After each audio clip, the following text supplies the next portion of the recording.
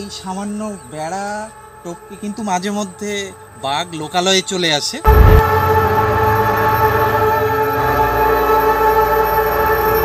সামান্য এইটুকানি একটা খাল, আর ওই হচ্ছে জঙ্গল। তো আমাদের ভাগ্যে কি আছে জানি না, এই খাল দিয়েই কিন্তু মাঝে মধ্যে রয়্যাল বেঙ্গল টাইগার মানে বাঘ লোকালয়ে চলে আসতে পারে। তখন এই খালের ভিতরে যে মাছগুলো আটকা পড়ে যাবে সেগুলো আর বাইরে বেরোতে পারবে না। আস্তে আস্তে যখন আবার ভাটা হতে থাকবে তখন এই জালে মাছগুলো সব আটকা পড়ে যাবে।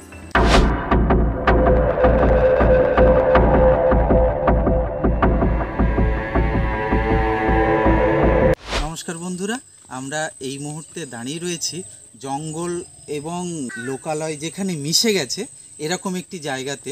এটি হলো উত্তর 24 পরগনার সুন্দরবন হেমনগর কোস্টাল থানার অন্তর্ভুক্ত। এটি শামশেরনগর গ্রাম। এখান থেকে কিন্তু বাংলাদেশ বর্ডার খুবই কাছে। আমরা এখন এই এলাকাতে ঢুকবো, দেখব জঙ্গলের পরিবেশ। এই কিন্তু জঙ্গল, এই সামনে যে নাইলনের বেড়াটা দেখা যাচ্ছে এই বেড়ার ওপারেই কিন্তু সুন্দরবনের রয়্যাল বেঙ্গল টাইগারের বসবাস। এই সামান্য বেড়া টপকে কিন্তু মাঝে মধ্যে বাঘ লোকালয়ে চলে আসে। এই নেটটা দেখতে পাচ্ছেন একেবারে নিচু একটা নেট, তো একটু ঝুঁকিও রয়েছে। এখানে কিন্তু জালের পাশে মাঝে মধ্যে বাঘও চলে আসে। তো এরকম একটা পরিবেশে আমরা এখন সামনের দিকে এগিয়ে যাব।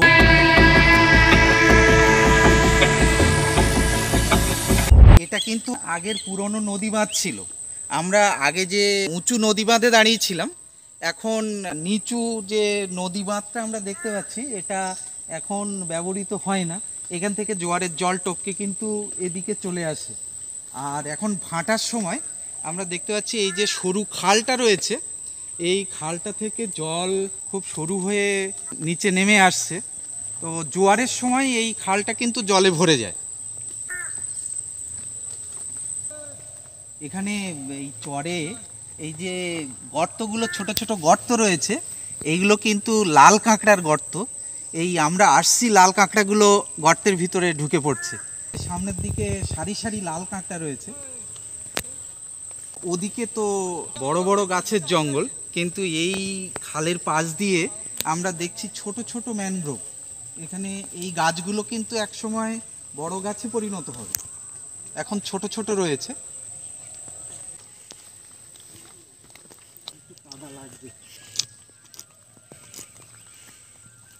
আমরা এখানে দেখছি খালে জালটা হচ্ছে এই ভাটার সময় কিন্তু জালটা পাতা হয়। এই ভাটার সময় এই মাটি দিয়ে এই জালটা চেপে দেওয়া হচ্ছে, আর যখন জোয়ারের জল আসবে তখন কিন্তু এই যে খুঁটিগুলো পোতা রয়েছে ওই খুঁটি বরাবর জালটাকে উঁচু করে দেওয়া হবে। তখন এই খালের ভিতরে যে মাছগুলো আটকা পড়ে যাবে সেগুলো আর বাইরে বেরোতে পারবে না, এবং আস্তে আস্তে যখন আবার ভাটা হতে থাকবে তখন এই জালে মাছগুলো সব আটকা পড়ে যাবে। দুজন মানুষকে আমরা দেখতে পাচ্ছি এই মুহূর্তে। এখন দেখছি এই যে জাল সামনে, তার পাশেই একটা ছোট মাছ ধরার নৌকা। এই মাছ ধরার নৌকোতে করে কিন্তু এই খালের ভিতর দিয়ে জেলেরা যাতায়াত করেন। এখানে চরে আমরা দেখতে পাচ্ছি অজস্র শ্বাসমূল। সুন্দরবনের শ্বাসমূলের কথা আমরা শুনেছি, সুন্দর এবং অদ্ভুত দেখতে। এইগুলো হচ্ছে শ্বাসমূল। এই আশেপাশে যত লবণাম্বুজ গাছ রয়েছে, এটা কেওড়া গাছ, বাইন গাছ, বিভিন্ন রকমের গাছ রয়েছে। এই মুহূর্তে সূর্য প্রায় অস্ত যেতে চলেছে, আর প্রাকৃতিক দৃশ্য কিন্তু অসাধারণ।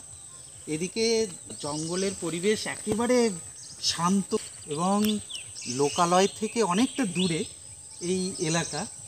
আর জঙ্গলের ভিতরে পাখি ডাকছে আমরা শুনতে পাচ্ছি। কিন্তু এখানে ঝুঁকির বিষয় হলো যে একেবারে জঙ্গলের কাছাকাছি এই সামান্য এইটুকানি একটা খাল, আর ওই হচ্ছে জঙ্গল। তো আমাদের ভাগ্যে কি আছে জানি না, এখানে ঝুঁকি নিয়ে তবু আমরা আরও সামনের দিকে এগিয়ে যাব।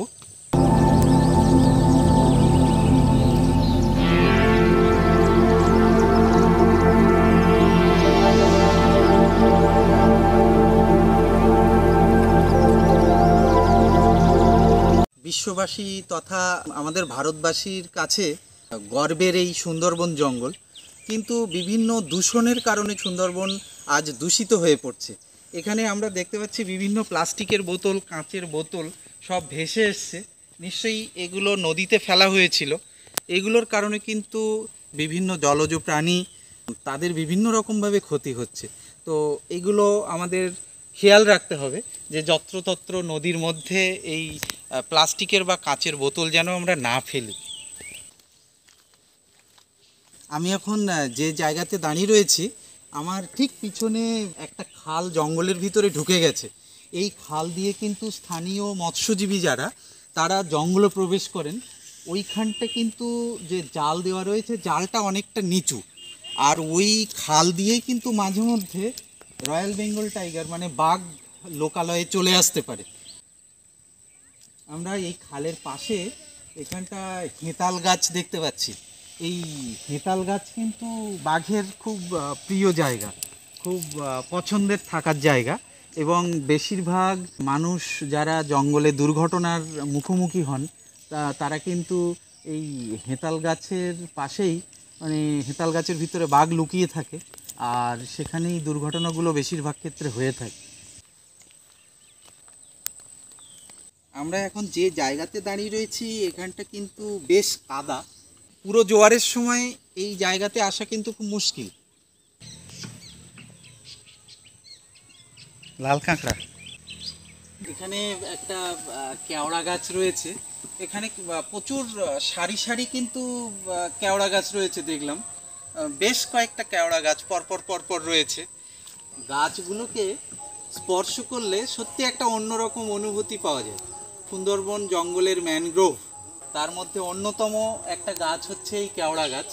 কিন্তু এই সময় কেওড়া ফলটা নেই। এই কয়েকদিন আগে পর্যন্ত কিন্তু এই গাছে ফল হয়েছিল।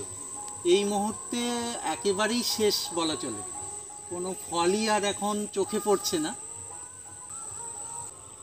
একেবারে ভাটার সময় জল যখন আস্তে আস্তে নিচের দিকে আসছে, আমরা ওখানে দেখছি কয়েকটা বক, তারা কিন্তু তাদের পছন্দের খাবার দাবার ওখানটা পেয়ে যাচ্ছে, এবং ওই খাল বরাবর বকগুলো এগিয়ে যাচ্ছে। প্রচুর মাছও আছে মনে হচ্ছে। আমরা ভিডিওটি এখানে শেষ করছি। দারুণ একটা সুন্দর জায়গাতে আমরা কাটালাম বেশ কিছুটা সময়।